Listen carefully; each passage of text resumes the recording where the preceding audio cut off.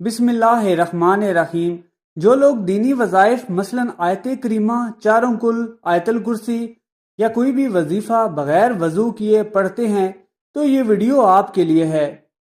اس video میں یہ تمام معلومات فراہم کی جائیں گی، لیکن پہلے یہ جان لیجئے کہ اگر آیت الکرسی کو وضو کے بعد اسے تلاوت کیا جائے تو اللہ تبارک و تعالیٰ پڑھنے والے کو 40 سال کی عبادت کا ثواب عطا فرماتا ہے، 40 درجے بلند کرتا ہے اور 40 حوریں عطا کرے گا۔ اگر آیت الکرسی پڑھ کر مرحومین کو ہدیہ کر دیا جائے تو اللہ تعالیٰ فرشتے کو حکم دیتا ہے کہ اس کے لیے قیامت تک تسبیح کریں، 60 انبیاء کا ثواب عطا کرتا ہے، اس کی قبر میں 40 شمع داخل کرتا ہے جس کا نور مشرق سے مغرب تک پھیل جاتا ہے، اس نور سے اس کی قبر وسیع ہو جاتی ہے۔ ایک مرتبہ ایک شخص امیر المومنین حضرت علی رضی اللہ تعالیٰ عنہ کے پاس آیا اور بتایا کہ اس کے بدن و مثانہ سے پیلا پانی نکلتا ہے، اس کا کوئی علاج ہے؟ امیر المومنین نے فرمایا، بغیر کسی درہم و دینار کے اس کا علاج ہے کہ تم آیت الکرسی کو اپنے بدن پر لکھو، آیت الکرسی سے غسل کرو، آیت الکرسی کو پانی پر دم کر کے پیو اور آیت الکرسی کو اپنے بدن کے پاس رکھو، انشاءاللہ شفا ملے گی۔ حاجات کے لیے 41 مرتبہ آیت الکرسی پڑھو۔ ٹانگوں میں درد کے لیے آیت الکرسی پڑھ کر اپنی ٹانگوں پر مساج کریں، اس سے چلتے وقت درد نہیں ہوگا۔ آنکھوں کی نظر کم نہ ہونے کے لیے 70 مرتبہ آیت الکرسی پڑھیں۔ جس کو پیاس سے ہلاک ہونے کا خوف ہو وہ 66 مرتبہ آیت الکرسی پڑھے۔ دشمن سے امن و سلامتی کے لیے مٹی پر 41 مرتبہ آیت الکرسی پڑھیں اور مٹی دشمن کے سامنے ڈال دیں، اس کے شر سے سلامتی ہوگی۔ سلامتی سے پہنچنے کے لیے 7 مرتبہ آیت الکرسی پڑھیں۔ مرحوم کی قبر پر 7 مرتبہ آیت الکرسی پڑھیں، اللہ تعالیٰ قبر پر رحمت نازل کرے گا۔ جیل سے جلد رہائی کے لیے 1001 مرتبہ آیت الکرسی پڑھیں۔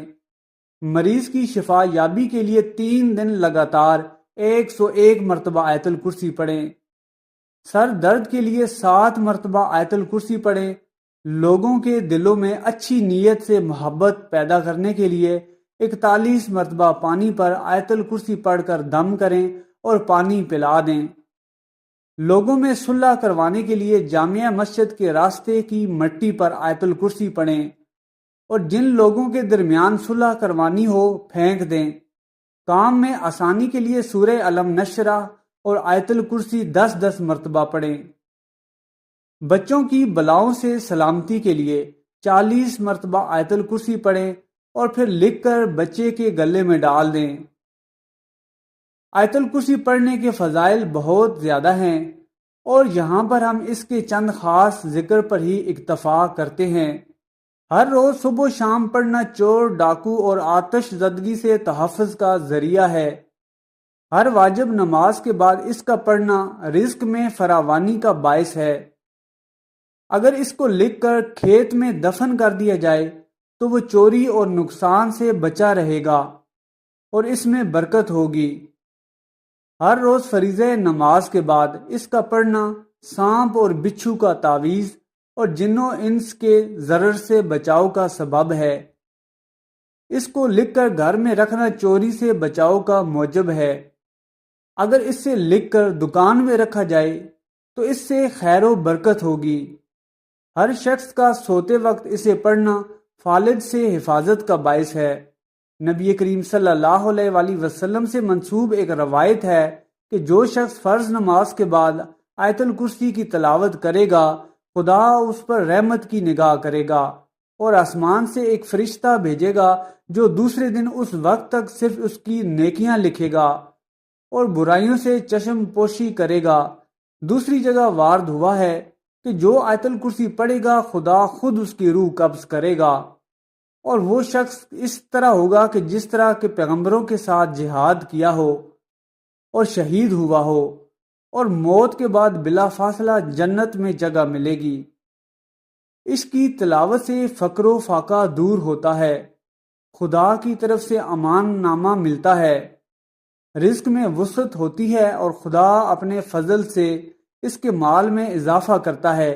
نبی کریم صلی اللہ علیہ وآلہ وسلم نے فرمایا، اے علی، آیت الکرسی میں 50 کلمات ہیں اور ہر کلمہ میں اللہ عز و جل کی عطا کردہ 50 برکات ہیں۔ آیت الکرسی کا مقام وہ ہے جو ایک پہاڑ میں چوٹی کا ہوتا ہے۔ امام محمد باقر رضی اللہ تعالیٰ عنہ نے فرمایا، ایک مرتبہ آیت الکرسی پڑھنے والی کی دنیا کی 1000 مصیبتیں اللہ تبارک و تعالیٰ ختم کر دیتا ہے، جس میں کم از کم غربت ہے، اور آخرت میں عذاب قبر سے نجات حاصل ہوتی ہے۔ ابی بن کعب رضی اللہ تعالیٰ عنہ بیان کرتے ہیں کہ رسول اللہ صلی اللہ علیہ وآلہ وسلم نے ان سے سوال کیا کہ کتاب اللہ میں سب سے عظیم آیت کون سی ہے؟ تو وہ کہنے لگے، اللہ اور اس کے رسول کو ہی زیادہ علم ہے۔ یہ سوال کئی بار دہرایا اور پھر فرمانے لگے کہ وہ آیت الکرسی ہے۔ فرمانے لگے، اے ابو المنظر، علم مبارک ہو اس ذات کی قسم جس کے ہاتھ میں میری جان ہے، اس آیت کی زبان اور ہونٹ ہوں گے، عرش کے پائے کے ہاں اللہ تعالیٰ کی پاکی بیان کر رہی ہوگی۔ عبداللہ بن ابی بن کعب رضی اللہ تعالیٰ عنہ بیان کرتے ہیں کہ ان کے والد کے پاس کھجوریں رکھنے کی جگہ تھی۔ میرے والد اس کا خیال رکھتے تھے، تو ایک دن انہوں نے اس میں کچھ کھجوریں کم دیکھیں۔ وہ بیان کرتے ہیں کہ اس رات انہوں نے پہرا دیا تو رات ایک نوجوان کی شکل میں آیا۔ میں نے اسے سلام کیا اور اس نے جواب دیا۔ والد صاحب کہتے ہیں، میں نے اس سے کہا، تم جن ہو یا کہ انسان؟ اس نے جواب دیا کہ میں جن ہوں۔ وہ کہتے ہیں، میں نے اسے کہا، اپنا ہاتھ دو۔ اس نے اپنا ہاتھ دیا تو وہ کتے کے ہاتھ کی طرح اور بالوں سے بھرا تھا۔ میں نے کہا کہ جن اسی طرح پیدا کیے گئے ہیں؟ کہنے لگا، جنوں میں تو مجھ سے بھی سخت قسم کے جن ہیں۔ میں نے کہا کہ تجھے یہ چوری کرنے پر کس نے ابھارا؟ اس نے کہا کہ ہمیں یہ اطلاع ملی کہ آپ صدقہ و خیرات پسند کرتے ہیں، تو ہم نے یہ پسند کیا کہ ہم تیرا غلہ حاصل کریں۔ عبداللہ بن ابی کہتے ہیں کہ اس سے میرے والد نے کہا، وہ کون سی چیز ہے جو ہمیں تم سے محفوظ رکھے؟ اس نے جواب میں کہا، یہ آیت الکرسی ہے۔ پھر وہ نبی علیہ الصلوۃ والسلام کے پاس گئے اور سارا قصہ بیان کیا، تو نبی علیہ الصلوۃ والسلام نے فرمایا کہ اس خبیث نے سچ کہا۔ ابو ذر رضی اللہ تعالیٰ عنہ بیان کرتے ہیں کہ میں نبی صلی اللہ علیہ وسلم کے پاس آیا تو مسجد میں تشریف فرما تھے، تو میں بھی بیٹھ گیا۔ نبی صلی اللہ علیہ وسلم نے فرمایا، اے ابو ذر، کیا تو نے نماز پڑھی ہے؟ میں نے جواب دیا، نہیں۔ تو نبی صلی اللہ علیہ وسلم فرمانے لگے، اٹھ کر نماز پڑھو۔ میں نے اٹھ کر نماز ادا کی اور پھر بیٹھ گیا، تو نبی صلی اللہ علیہ وسلم فرمانے لگے، اے ابو ذر، انسانوں اور جنوں کے شر سے پناہ طلب کرو۔ وہ کہتے ہیں کہ میں نے رسول اکرم صلی اللہ علیہ وسلم سے کہا کہ کیا انسانوں میں بھی شیطان ہوتے ہیں؟ تو نبی صلی اللہ علیہ وسلم فرمانے لگے، جی ہاں۔ میں نے نماز کا کہا تو رسول اکرم صلی اللہ علیہ وسلم کہنے لگے، یہ اچھا موضوع ہے، جو چاہے زیادہ کر لے اور جو چاہے کم کر لے۔ وہ کہتے ہیں، میں نے کہا روزے کے بارے میں؟ نبی صلی اللہ علیہ وسلم فرمانے لگے، فرض ہے، اس کا اجر دیا جائے گا اور اللہ تعالیٰ کے ہاں اور زیادہ اجر ملے گا۔ میں نے کہا، اے اللہ کے رسول صلی اللہ علیہ وسلم، صدقہ؟ تو وہ کہنے لگے، اس کا اجر ڈبل سے بھی زیادہ ہوتا ہے۔ میں نے کہا، کون سا صدقہ بہتر ہے؟ فرمایا، قلیل اشیاء کے مالک کا صدقہ کرنا اور یا پھر فقیر کو چھپا کر دینا۔ میں نے کہا، اے اللہ کے رسول صلی اللہ علیہ وسلم، سب سے پہلا نبی کون تھا؟ فرمانے لگے، آدم علیہ السلام۔ میں نے کہا، اے اللہ کے رسول، کیا وہ نبی تھے؟ نبی صلی اللہ علیہ وسلم نے فرمایا، وہ نبی مکلم تھے، اللہ تعالیٰ کے ساتھ بات چیت کی تھی۔ میں نے کہا، اے اللہ کے نبی صلی اللہ علیہ وسلم، رسولوں کی تعداد کیا ہے؟ فرمانے لگے، 310 سے کچھ زیادہ، اور ایک مرتبہ یہ فرمایا کہ 315۔ میں نے کہا، اے اللہ تعالیٰ کے رسول صلی اللہ علیہ وسلم، آپ پر جو نازل کیا گیا ہے اس میں سب سے عظیم کیا ہے؟ فرمایا، آیت الکرسی، اللہ لا الہ الا هو الحی القیوم۔ محترم ناظرین، آئیے اب اپنے آج کے سوال کا جواب تلاش کرتے ہیں کہ کیا بغیر وضو کے آیت الکرسی پڑھ سکتے ہیں؟ آیت کریمہ اور چاروں کل پڑھ سکتے ہیں؟ تو سب سے پہلے جان لیجئے کہ وضو کرنا شرط ہے صرف نماز کے لیے، یعنی جب بھی نماز ادا کرنی ہو تو اس سے پہلے وضو کرنا فرض ہے۔ اب یہاں یہ سوال بھی اٹھتا ہے کہ ایک شخص کا وضو پہلے سے ہی موجود تھا اور اگلی نماز کا وقت ہو گیا تو کیا وہ پھر سے وضو کرے گا؟ تو جان لیجئے کہ اگر وضو کو فاسد کرنے والا کوئی کام نہیں ہوا اور اسے کامل یقین ہے کہ اس کا وضو قائم ہے اور اگلی نماز کا وقت شروع ہو گیا تو اس کے لیے اسے وضو کرنے کی ضرورت نہیں ہے۔ لیکن یاد رکھیں کہ قرآن کریم کی تلاوت کرنے کے لیے وضو کرنا شرط نہیں ہے۔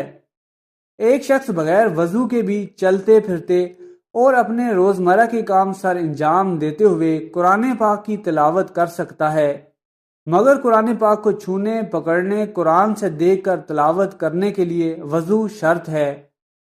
البتہ اگر آپ کو وہ صورتیں زبانی یاد ہیں جو آپ تلاوت کرنا چاہتے ہیں تو آپ بغیر وضو کے بھی کر سکتے ہیں۔ لہٰذا ہر ایک مسنون دعا، خواہ وہ گھر سے باہر نکلنے کے لیے ہو، گھر میں داخل ہونے کے لیے ہو، سفر پر جانے کے لیے ہو، اذان کا جواب دینے کے لیے ہو، بیت الخلاء میں جانے یا کھانا کھانے کی دعا ہو، وہ آپ بغیر وضو کے کسی وقت بھی پڑھ سکتے ہیں۔ بہت سی دعائیں قرآن کریم سے لی گئی ہیں۔ جب ان دعاؤں کو بغیر وضو کے پڑھ سکتے ہیں تو قرآن پاک کو بھی بغیر وضو کے پڑھ سکتے ہیں، لیکن جب زبانی پڑھنا ہو۔ اب یہ بھی جان لیجئے کہ آیا ناپاکی کی حالت میں آیت الکرسی، آیت کریمہ یا چاروں کل پڑھ سکتے ہیں یا نہیں؟ تو جان لیجئے کہ ناپاکی کی حالت میں تمام وظائف کو پڑھ سکتے ہیں، ذکر اذکار کر سکتے ہیں۔ مثلا میاں بیوی نے آپس میں صحبت کی، غسل نہیں کیا اور سونے لگے تو وہ سونے سے پہلے چاروں کل ضرور پڑھیں۔ اسی طرح اگر عورت حالت حیض میں ہے اور وہ ذکر اذکار کرنا چاہتی ہے، مثلا کلمے، درود یا کوئی دیگر وظائف پڑھنا چاہتی ہے تو پورے اطمینان کے ساتھ پڑھ سکتی ہے۔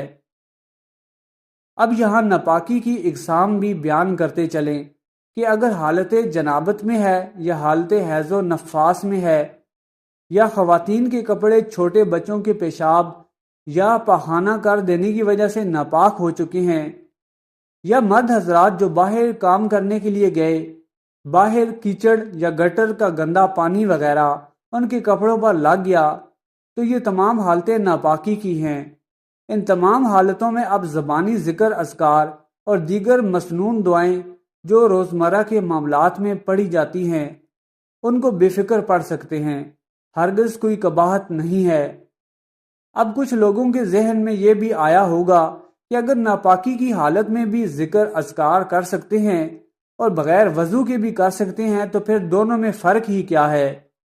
تو محترم ناظرین، فرق یہ ہے کہ بغیر وضو آپ قرآن کو چھوئے بغیر قرآن کی صورتوں کی تلاوت بھی کر سکتے ہیں۔